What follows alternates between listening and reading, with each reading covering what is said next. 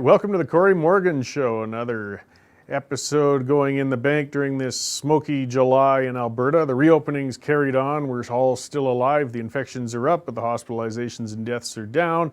I think the world might be coming a little closer to normal, which means we still got all the other problems to deal with that we've been putting off since this pandemic began. But we've got a good platform for it, and it is coming along. I got to thank to start with our subscribers, our members, the people coming out. We are a media source that doesn't get government funding. They're not offering us any money. We're not taking any money. We rely on advertisers and we rely on members and sponsors such as yourself. So if you haven't subscribed on YouTube and Facebook, by the way, give it a like, subscribe on there. If you're listening on the podcast, throw a comment on there. It helps keep things rolling along and get that traffic out and spread it out there so we can replace that rotten mainstream media that's feeding you all that terrible news. And the Western Standard site itself, we've got some fantastic stories, columns, things that break on there, exclusive content. Make sure to go to the westernstandardonline.com/membership and take out a membership, subscribe. You get that content unhindered, unrestricted. It's cheaper than the old newspaper subscriptions you used to get delivered to your door were all the time. You get some great news in there. It allows us to just keep producing that good content and cutting through the BS that the mainstream media is feeding you all the time. And if you haven't subscribed already, please, by all means, do so. And we're getting better equipment, so you're not dealing with those sound issues and headaches that I used to give you, and it makes my sweet voice come through with all this political stuff a little better for your ears. So also we rely on sponsors, and we've got, as you guys watch, we get more people advertising. We got some great ones. That's a fun thing with this because we've got some good sponsors that fit Albertan needs and Western needs. Resistance Coffee. These guys are fun. resistancecoffee.com. These guys are providing a product that is outside of the woke realm. There's some of those companies, you buy something and you find out later that they took part of your purchases and gave it to some loony environmental group or some other activists who are trying to shut you down or restrict your freedoms. Resistance Coffee is the opposite, and they make no bones about it. They'll take 10% of any of your purchases, and it goes towards causes and groups that fight for your individual rights, like the Justice Center for Constitutional Freedoms, who've been fighting and defending people such as Ty Northcott, who held that rodeo in Alberta, and things such as that. So you can buy great coffee, get it delivered to your door. A portion of that purchase goes towards those causes. Plus, if you go there and use the promo code on your first purchase, there's a code box. If you put Western Standard all in one word at resistancecoffee.com, you get 10% off on your first order. And I've ordered it. I've had the coffee. I don't have to make it up and pretend that it's some sponsor that I like. It's good coffee. You're not having to gag down some bad coffee just to make a political point. It's win-win, and they got some great creative names. You could be drinking Liberal Tears. Black Gold is their dark roast. Empty Promises is their decaf. So make sure to go resistancecoffee.com. Support those sponsors. Check them out. Get some coffee delivered to your house. Support good causes that are supporting your rights, and these guys help support us. The other ones that are sponsoring us on this show is the CCFR, which is the Canadian Coalition for Firearm Rights. And their site is firearmrights.ca. And these guys are out there doing the battle on the ground to make sure you can retain your property, you can enjoy your firearms, you can use them however you please, within reason, of course, which is what most of us do. We're law-abiding people. But the state's trying to take those things away from you, and that battle is real. They've been trying for a long time. Incrementally, orders in council, they're doing things to take away your right and ability to have firearms. The CCFR is fighting back. In fact, they're suing the federal government on your behalf. So if you go to firearmrights.ca, and if you click Why Join Us, and they'll lay out all the reasons and what they're working on in order to stand up for you. So a little later now, getting on to the show, I'm going to have Franco Terrazzano on from the Canadian Taxpayers Federation. He's moved out to Ottawa. He's the federal director now. It's a gain for him, a loss for Alberta, but there's lots to talk about. Of course, he's into a much bigger spending cesspool to have to deal with out there. And we're going to talk a little while on the federal debt and just how insanely large it's getting and how long it is going to take to pay off. Getting closer to home, though. We've had municipal issues going on. So Alberta, one of the fixed election dates we have is municipal elections. We got one coming up this fall. I believe it's October 18th that it's going to happen. And it's been heating up, and in Calgary in particular, we're going to have a new mayor no matter what. Nenshi has said he's not running again. So we're all relieved with that. We know we're not rid of the guy altogether. He's going to go somewhere else. But either way, at least he won't be our mayor anymore. But now we got 20 people so far registered to run for mayor. Now, a handful of them are complete lunatics. We don't really have to worry about them. They'll be lucky to bring in 0.5%. a few others just aren't terribly serious and they're not going to be up there. But there's about half a dozen serious contenders, and that's a lot to dig through. And as a voter, to figure out who you want to put in there. Plus, due to the number of councillors who are going for mayoral seats or other ones who are just stepping aside, we're going to get 9 new councillors coming in out of 15, at least 9. I mean, if some of the incumbents get knocked off, it could be more. This is going to be a turnover in the municipal government like we haven't seen in a generation. So it's really important that we get the right people in. I mean, this can either go really, really well for us and we'll finally get a good municipal government in Calgary. God knows we needed one. Or we could really get a bad gang of jokers in there. So I'm going to help you along. Out of all those 20, I'm not going to list them and go through. I've interviewed a number of them, though, in the past. If you look on the YouTube archives, you can see I've talked to Jeremy Farkas and Brad Field and Zane Novak. I'm going to talk about a couple, though, that I'll tell you not to vote for. And I'll give you the reasons for it, and they're pretty clear. Now, one that's standing out is Jeff Davison. Now, Jeff was a municipal councillor. I can't remember which ward he was in. It's funny, he jumped back and forth for months. You know, I'm going to run for mayor, I'm not going to run for mayor, I'm going to run for mayor, I'm not going to run for mayor. The main thing was, it was because Nenshi was playing coy as to whether or not he was going to run again. And finally, Nenshi said he wasn't going to. Jeff jumped in. You know, the other part of the rumor was that Jeff's beady-eyed little buddy there, Ward Sutherland, was going to step off and not run in for council again as well, because he would hope to be Jeff's chief of staff in the city of Calgary, assuming Jeff becomes the mayor. So it was an opportunity for Ward, and lo and behold, that rumor turned out to be true. I didn't really believe that one so much. I didn't think they could be so foolish, but why should I keep overestimating these politicians, particularly the municipal ones? So Ward and Jeff are on their way. Now, what Jeff is, what he represents, you know, we got problems that are coming into City Hall. Jeff's of the old PC establishment, okay? The old gang, the old boys club, it truly is. These are the ones that are always the insiders. They get the big contracts. They do the backroom dealings. I mean, in his one term, Jeff Davison, his claim to fame was he was an integral part of the arena deal, which was rushed through behind closed doors, very secretively, very hurriedly, and now we're getting word a year later that they haven't even broken ground on it, and they're at least $60 million over budget on this thing. That's his claim to fame. But you see, that's the kind of backroom dealings the old boys like doing. There's a lot of contracts, there's a lot of lucre, and there's a lot of great stuff that can be done out there if you can get the right people in power. Local government is one of the ones that gets overlooked by us as voters way too much. These guys have a lot of authority over our dollars and where they're going to go and how they're going to be spent and what happens with them. And you look at the names that start coming up around Jeff Davison, and you start to see what I'm talking about with the old guard. The very first person who endorsed Davison when he came out was Steve Allen. That name you might have heard because he was given the Steve Allen committee or whatever to make the Steve Allen report on foreign interference and such in the energy sector in Alberta that he keeps putting off and putting off and putting off. I think he's supposed to put it out again yet at the end of this month, but I'm not holding my breath anymore. I don't know how much he's been paid to do this. Allen's name also popped up with the Calgary Economic Development, which is that $100 million slush fund to try and draw businesses to come in and compete with the struggling Calgary businesses that are already here. Because when Mary Moran took leave to push for an Olympic bid that we couldn't afford, Steve Allen filled the void. You see these names just keep circling and popping up. These are these connected people that get these $200,000, $300,000 a year salaries for these wonderful government committees and jobs and things to head up like that.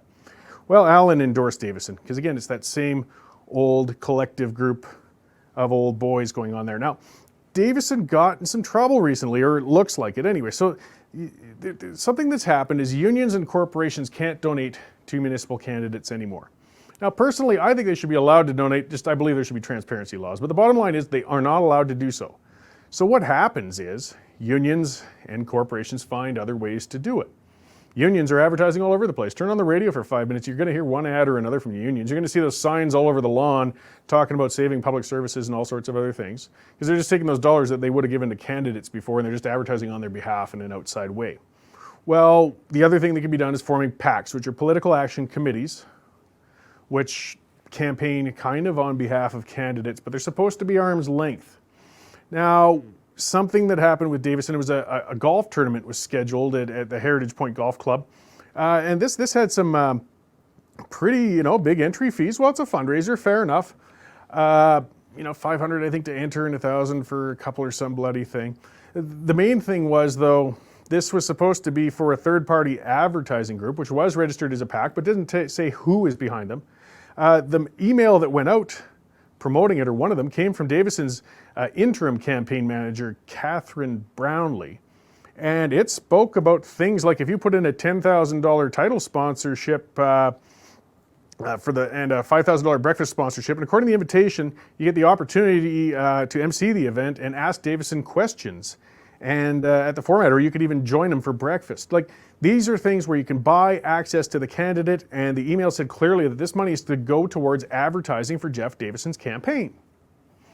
But he can't do that. You're not supposed to have something that boldly involved with your campaign, or it is just part of the campaign. Like, that degree of separation has really blurred, if not vanished there, and there's been a number of complaints go through now on this. But what really gets me is Davison denies that he knows anything about it. He said he hasn't been in touch with this group, he hasn't talked with them, and he didn't know about it. Wow, they were pretty bold. They even scheduled you to be there and join people for paid breakfasts and have one-on-one time with them, but apparently you didn't even know about this? Come on. I mean, this is a guy running for mayor and he's already feeding us BS. He got caught playing, if not, this isn't necessarily against the law, but they're really, really pressing the spirit of it. It's a backdoor way to raise funds for a guy. And you got to wonder, why did Jeff Davison think he had a shot at mayor? I mean, this was a low-profile, single-term Calgary councillor. Well, it's because he's in that in crowd. He's with the old boys, and he thinks he can do it. The other telling thing that came up, so they threw their interim campaign manager under the bus when this golf tournament small scandal came about, was they exposed their main campaign manager, and his name's Kelly Charlebois. Now, if that name rings a bell for you, he's been around in progressive conservative politics in Alberta for decades, and again, not usually in a good way. So he was Gary Marr's executive assistant in the 90s. And when he left that, Marr was the health minister, and somehow Kelly Charlebois got $390,000 in untendered contracts afterwards from Alberta Health and Wellness, which was headed by his former boss. And that was a big scandal. Plus, even when the Auditor General went through it, he found that there wasn't even documentation of what the tasks were. So he got $390,000 for doing, I don't know, playing cards or something. There was no documentation about it. This is, again, you scratch my back, I'll scratch yours, old boy internal network. And he is the campaign manager for Jeff Davison. And Kelly Charlebois moved on later on. Where was he? He was the executive director of the Progressive Conservative Party during the Redford period.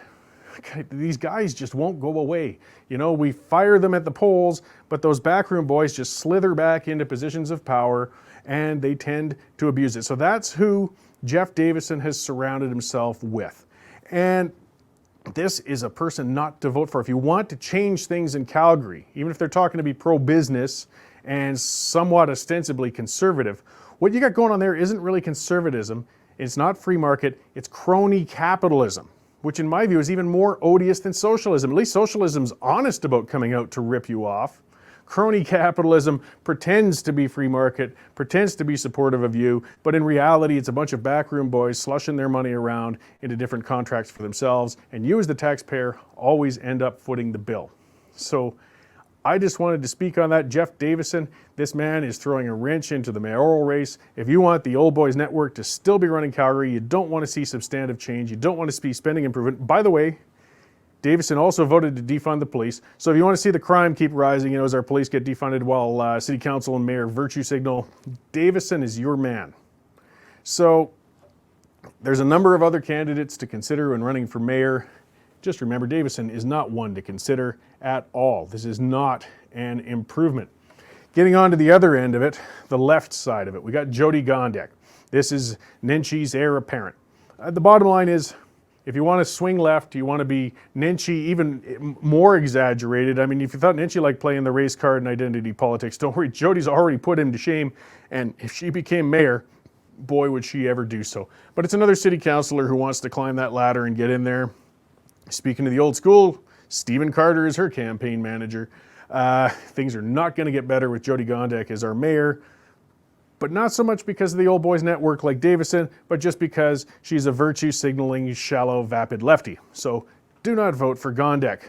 Pick among the other 18 candidates in the mix. One of the things Gondek did that I want to go into and gets to the problem with municipal governments too. They are close to us, they are a large part of our lives, but they also have very limited scope, so they should have very limited scopes on what they stand for, what their authority is, what their jurisdiction is. And during these campaigns, a lot of these candidates reach outside of what they should, outside of their jurisdiction, and they promise things. And either they're going to spend a horrific amount of money duplicating a service that another level of government is supposed to do, or they're just giving us false promises. Both are unacceptable. Neither is what you want to see out of somebody saying they're going to run their place. So Jyoti Gondek went on a big thing about how the city of Calgary is going to take on the responsibility for childcare for parents. Hang on, it's bad enough. In fact, I don't even think the federal government or the provincial government should be in on the childcare of our children anyways. But Gondek's jumped in on this. Municipal politics. You want the city to run state-funded daycares for you? And again, she knows this is not even close to in your ballpark of what you're supposed to be responsible for. But she's jumped feet first into it, and she's virtue signaling on it. It's just shallow campaigning and tactics to, well, try and get the woman's vote. I mean, for people who are single parents, who are predominantly women, childcare is a big expense. It's a challenge, and it's something we need to address. But it's not something a mayor needs to address. It's not their turf. And this isn't unique to Calgary. In Medicine Hat, for example, we've got a mayoral hopeful guy named Tony Leahy, who he wants to create a mental health division in Medicine Hat with 24-hour services. He's got this great grand plan, practically a private mental hospital or facility or support services. This is so deeply into provincial health care, you got to ask him what the hell he's doing. We wanted to ask him what the hell he was doing. We tried to schedule him on so I could talk to him, but he's found scheduling conflicts and excuses and won't be able to come out. It sounds like a serious campaign to me if you can't speak to alternative media to at least defend why you were leaping into mental health services when it's not even within the realm of your municipal government. So will he, as a mayor, I wish I could ask him, but he's too chicken to come on, would you form this mental health unit? Would you, where would you get the money? Would you just do a parallel one with the provincial services? Why don't you guys run for MLA? Why don't you run for MP where the jurisdiction is? Well, I think it's because you can irresponsibly promise these things and maybe use your jurisdiction as an excuse when you don't actually follow through with it later. Stick to where you're at. Stick to the property taxes. Stick to fixing the roads. That's your turf.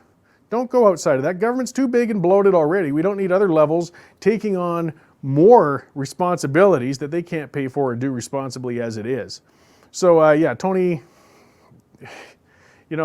just come on, explain it to us. Come on to the show. We can chat about this because I want to know how you're going to turn it. What, you're going to make a little city-state down there perhaps with the private hospitals and things like that? Hey, if we're going to talk private hospitals, maybe we got some common ground we can get onto. But I'm just tired of this in municipal politics, And I mean, you see some of that with the virtue signaling from cities and so on, saying we're a nuclear-free zone, things like that, which really don't mean anything. They're virtue signaling. They're just outside of what they can do, but it feels good to these politicians. But we got some very serious issues that need to be addressed. We've got some very large spending issues, large infrastructure issues, things like that municipal governments are responsible for. We need to make sure these candidates stick to what they are responsible for and what they can do, so that hopefully this fall, when we get this big turnover of new politicians in there, we get a crop of good ones for a change.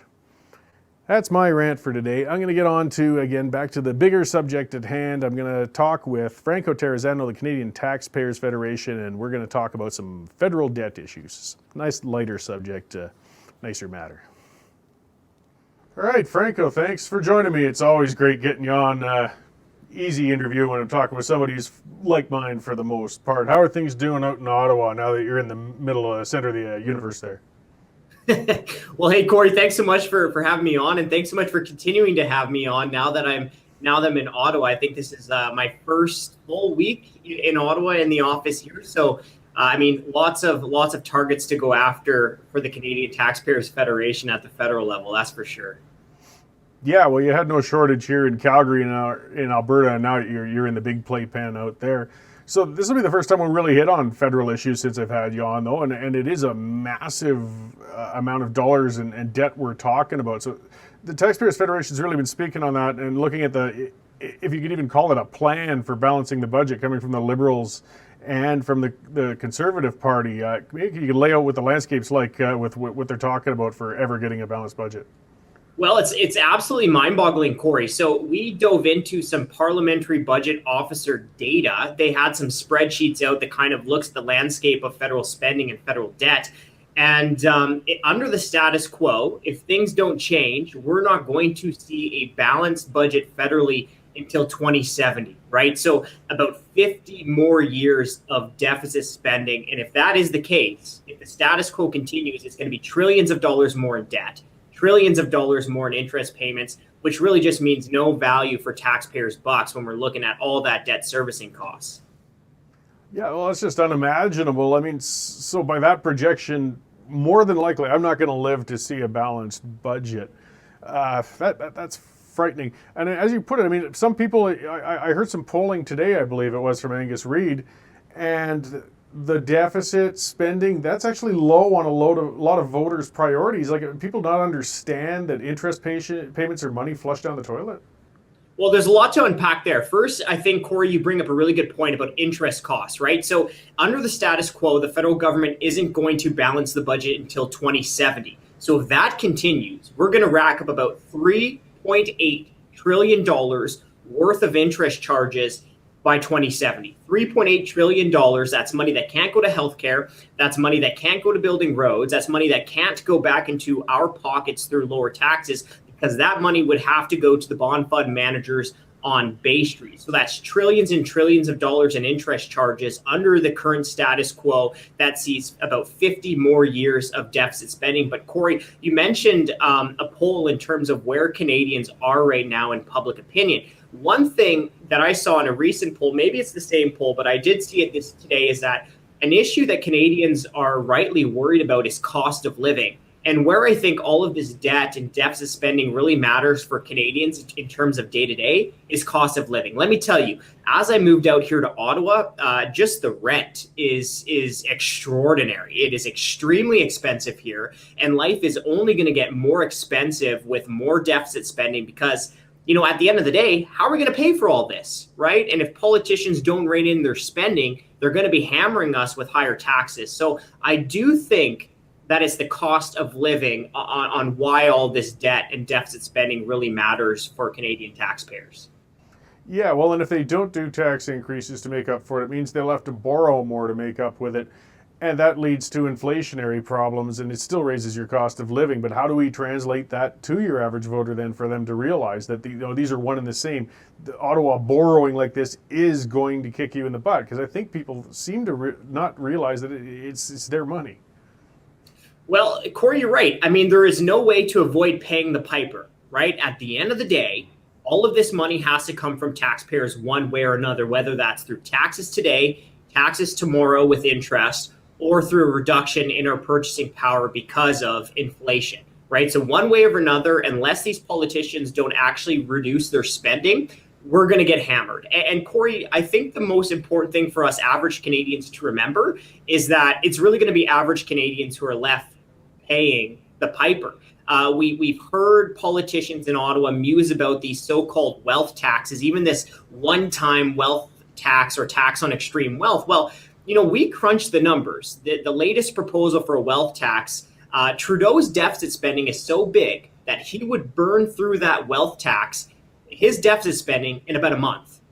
So who's going to be left picking up the tab for the other 11 months of Trudeau's deficit spending? Well, it's going to be you, it's going to be me, it's going to be average Canadians.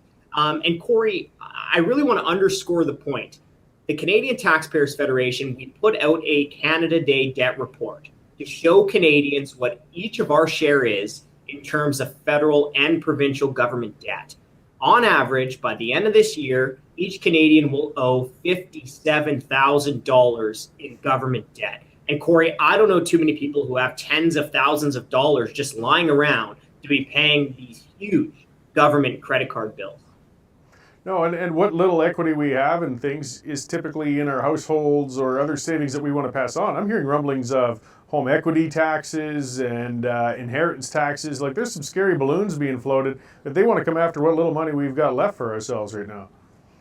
Oh, a home equity tax would just be so devastating for so many Canadians who work so hard their whole lives, put some money away to buy the house, their home, and who are hoping and planning to use their home if they sell it as a part of their nest egg, right, for their golden years. So a home equity tax would just be absolutely devastating for so many Canadians. And I think really this is the whole point of why this deficits and debt matter. Yes, we talked about the interest payments, which is just tax dollars essentially lost. But another issue is the cost and how all of this will impact taxpayers if these politicians don't actually take some air out of their bloated budgets. And Cory, I think this is the big thing that we have to remember here as Canadians, especially at the federal level, is that this is a bloated budget. We had a bloated federal budget long before COVID-19. Remember, when he was running for prime minister, Justin Trudeau told us that he would balance the budget in 2019. Well, he missed that target by a country mile, right? Big deficit 2019, huge deficit with COVID-19 in 2020. Looks like another big deficit this year. And we're going to be seeing deficits for about 50 more years under the status quo. Well, and the one thing that seems that, well, people don't want to face and politicians don't have the courage to say it, but somebody's got to cut spending somewhere. Is anybody even talking about cuts, any restraint, any reduction from any party or any leadership right now? Well, federally, we heard the Conservative Party. The last I heard is that they're going to, erase the deficit within a decade. But a plan to do something in 10 years isn't really a plan to do anything, right? That's what, 2 political terms at least is a decade from now. I mean, we do have to give kudos where kudos is due. At least the Conservative Party is talking about deficits and why deficits are important to be taken serious. So at least the Conservative Party is talking about it. So we should give them some credit there, but 10 years is far too long. If we look provincially, Cory, where you live and where I'm from, we do see the Kenney government making some good strides to reduce spending where spending is most needed to be reduced.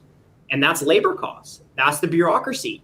When you look at Alberta government or many governments across Canada, it's really the bureaucracy that is the big cost driver. So I think Premier Jason Kenney in Alberta is absolutely right to be asking the government bureaucracy, government employees to help share in the burden of this downturn, because it's been the private sector, families, workers, small businesses who've been taking it on the chin all throughout COVID over the last 5+ years in Alberta. And it is time for our government employees to also share in the burden. Yeah, well, and a larger part of just about every level of government's expenditure, if not the largest, is always on labor and bureaucracy and government employees in general. So where in Ottawa could they cut, though? I mean, of course, people will always say, well, that's going to impact your services. And I know that's kind of questionable, but where can we do some cuts without causing more damage throughout the rest of the country then? Well, let's talk about government labor, right? And if we're going to talk about government labor, we have to start at the top. Members of Parliament, at the very least, they need to take a pay cut, right? What we've seen is year after year, members of Parliament pay has gone up and up, including during COVID-19. So while millions of Canadians struggled through COVID-19, we've seen our members of Parliament pocket not one, Cory, but 2 pay raises. 2 pay raises our members of Parliament have pocketed. And, when we're talking about at the top, we should also talk about the Governor General. And the Governor General's pay should have been reined in long ago. We just saw the appointment of our new Governor General, Mary Simon. Well, let's talk about these perks. These are some of the most outrageous perks that we have ever covered. And Cory, that's saying a lot since that we've been talking about double and triple pensions at the Alberta municipal level for quite some time. But let's just go through these Governor General perks. You have these pensions that are about $150,000 per year, regardless of how long a Governor General serves. So you had Julie Payette, our former Governor General, who resigned in disgrace after serving for a little more than 3 years, who will now pocket more than $4 million through her pension if she continues to collect it to age 90. Isn't that just absolutely absurd from the taxpayer point of view? Well, it's a slap in the face for those of us who are working a lifetime for what's going to be the paltry CPP perhaps waiting for us at the end of it. And again, as I say, we've got some governments seem to be salivating over what little savings we've got in our home equity and other savings. I mean, leading by example is definitely a way to go, if not only for the amount of savings, even if it feels like a drop in the bucket, it will give the government the moral authority to start the cutting on the bigger civil service below them when the time comes, and they have to do it, I would think. They have to do it. And Cory, we haven't seen that from the federal government. The think tank secondstreet.org, I know you know Colin Craig quite well. He's doing some great work with that organization. They asked, I think, every level of government, when was the last time that their employees have taken a pay cut? And the federal government has no records of its employees ever receiving a pay cut.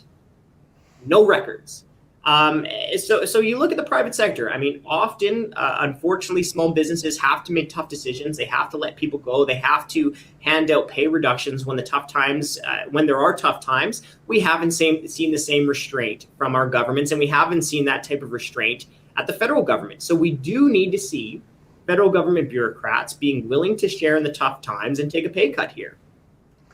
Well, now we've got a lot of contracts and so on. Does that mean reopening contracts or drafting new ones? I mean, some of it is difficult to back out of some of the spending commitments that past governments made. Sure, yeah. But why have we never seen a federal government ever give its employees a pay reduction, right? Why haven't we? So yeah, I mean, maybe there are some very tough conversations that need to happen between government employees and politicians who are supposed to be watching over our tax dollars. And we certainly shouldn't be seeing new contracts being negotiated with pay raises. We should be seeing the reverse, right? Let me just go back to the Alberta government, Cory, because I know that's very relevant for you and your listeners. Now we're seeing the Kenney government ask its government employees to take, a 3 or 4% wage reduction? And Cory, let's be honest. If you are an Albertan and you only received a 3% cut over the last 5-6 years, you're one of the fortunate ones. And the Canadian Taxpayers Federation, we went through union agreements between the government and government union bosses over the last 5 years. And we couldn't find a single example of a government union boss in Alberta being willing to take a pay reduction over the last 5+ years. Didn't see it. But we did see private sector unions agree to pay cuts. Yeah, well, and the private sector is bound by reality. I mean, that makes it a whole different world from the public sector. And even the union bosses realize that. Like, they know if they pluck that golden goose too hard in the private sector, they will kill it, and the jobs will be lost altogether. In the public sector, they don't feel that risk. But maybe it's time for our leaders to phrase it that way. Say, look, you got your two choices. We're going to lay off 10% of the workforce, and you guys are going to figure out how to do it with minus those people, or we'll cut your salaries by 4% and everybody keeps a job. But does any politician have the courage, again, to take them on like that?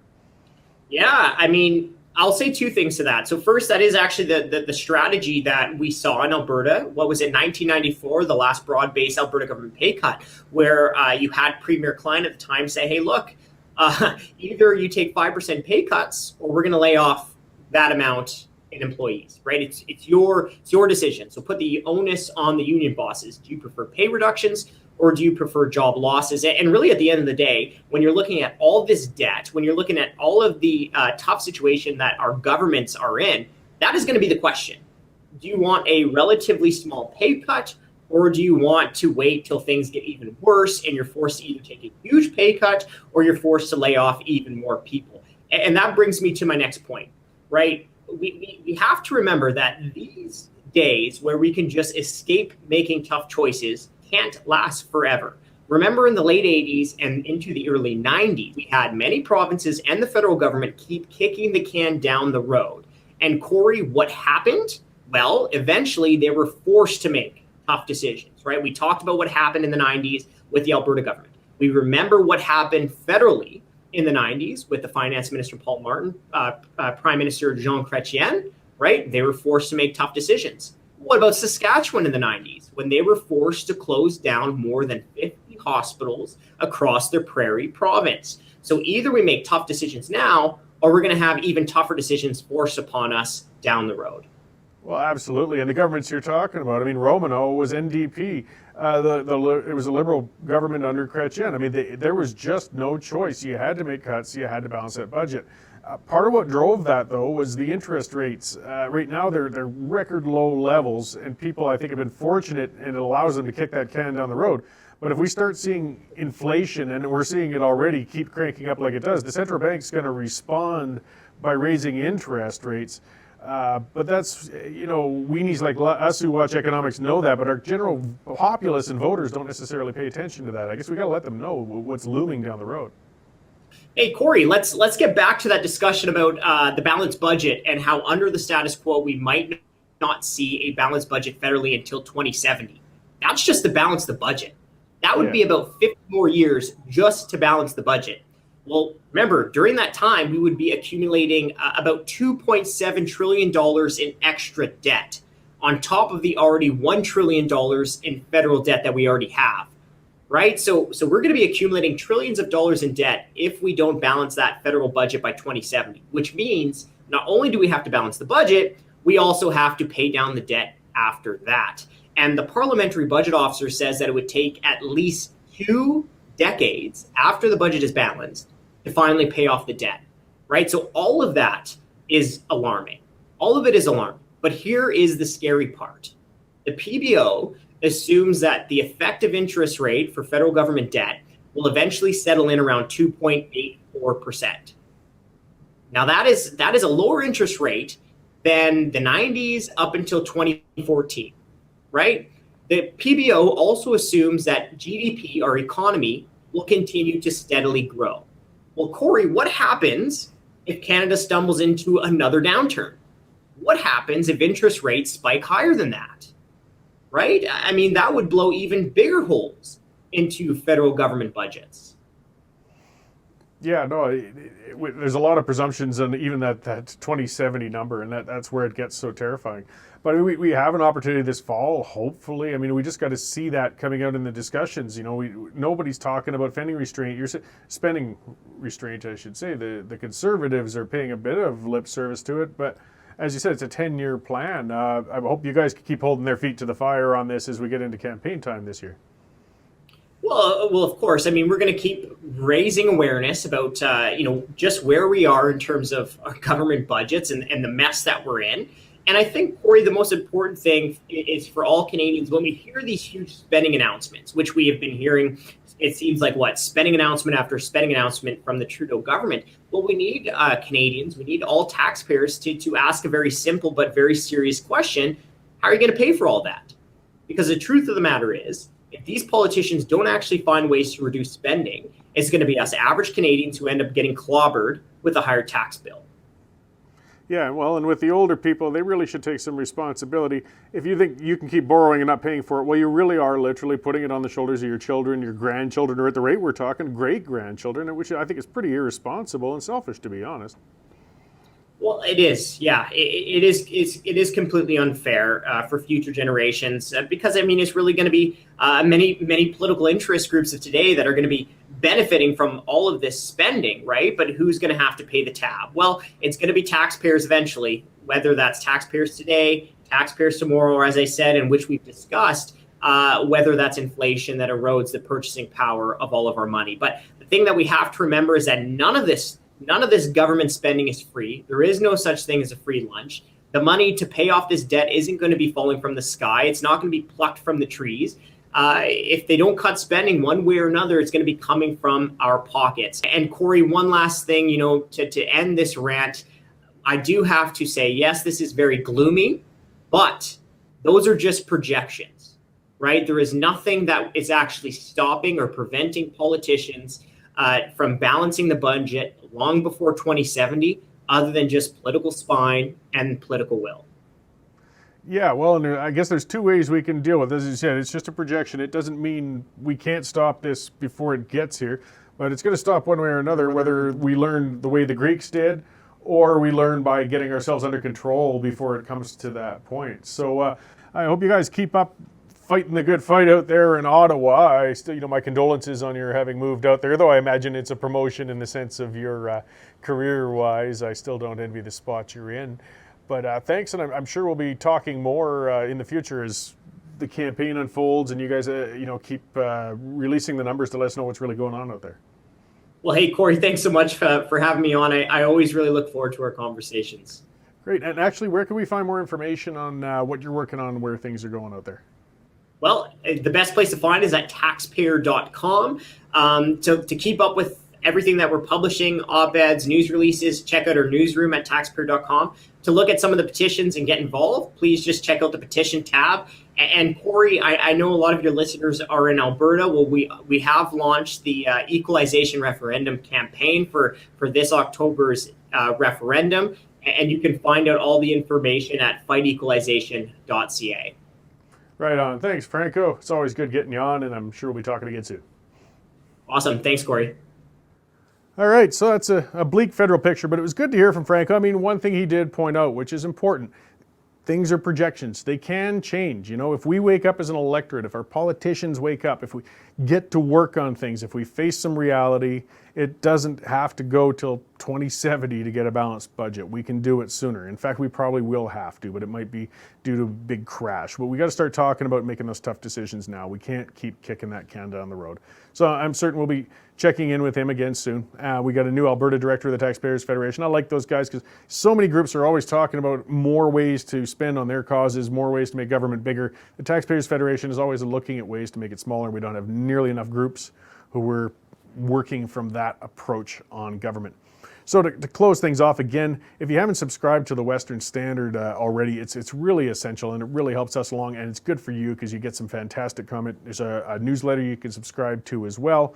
But go to westernstandardonline.com/membership. You can take out a membership. You can get that content as a subscriber, you know, unrestricted. I mean, there's a free period where you can get some free content as well. So you can check things out and see if it's worth your dollars. For the dollars per month, it's well worth it. As well, be sure to visit our sponsors. Check it out, resistancecoffee.com. These guys, they make coffee. They're out of the West. Excellently named. They're virtue signaling in a sense, but they're putting, well, your money where their mouth is. They're going to take 10% of your purchases from them, and they're going to give them to good causes, good groups that are standing up for your individual rights. Plus, if it's the first time you're buying from them, get a whole bunch because there's a whole bunch of flavors anyways, and then you can take advantage of that 10% off on that first order. If you order enough, you get free shipping, comes right to your door. It doesn't get any easier, and you'll get that first 10% off the first time if you put into the promo code box there, Western Standard, all one word, and you'll get 10% off. So 20% of what you paid on coffee, and you're buying your coffee somewhere already, might as well go to these guys. It's just good all around. 10% is going to go towards good causes and 10% will be off, and you'll get some good coffee. Our other sponsor, again, is firearmrights.ca. It's the Canadian Coalition for Firearm Rights. So these guys are up. I was in politics in the 90s with the reform and everything. We keep doing these battles over and over again. We had the groups back then. It was the Law-Abiding Unregistered Firearms Owners Association and things like that when Alan Rock was coming after us with the firearm registry. The Liberals haven't given up. They're still coming after us. They're constantly making different, completely legal, safe to operate firearms illegal. And they're turning us into criminals, or at least they're trying. And the CCFR is pushing back. They're fighting back on your behalf. They're taking the federal government to court. They're suing them on your behalf. But they need your help too. I mean, this is part of, citizens' activity. We've got to help these groups along. So if you go to firearmrights.ca, and you click on why join, and they'll lay out what they're doing, what they're up to, why you should join them, and why it's important to support them. Because again, as we saw with Franco, I kept asking, and I know he can't answer on behalf of politicians, but they're cowardly. They want to stay away from the sticky issues. So we need lobby groups to force them to address these issues. You got to push for these rights or they will get taken away. So be sure to visit those sponsors. As well, subscribe on YouTube if you haven't already. This way when these shows pop up, we also get other specials, things like that. You'll see them when they come into the scroll. Like us on Facebook, all those social media things. They help us spread our reach out there. If you're listening on the podcast, give it a like, give it a review, share it with some friends, We got good alternative media covering good local content, and we can't do it without you guys. So thanks for tuning in, and I will see you all on the next show.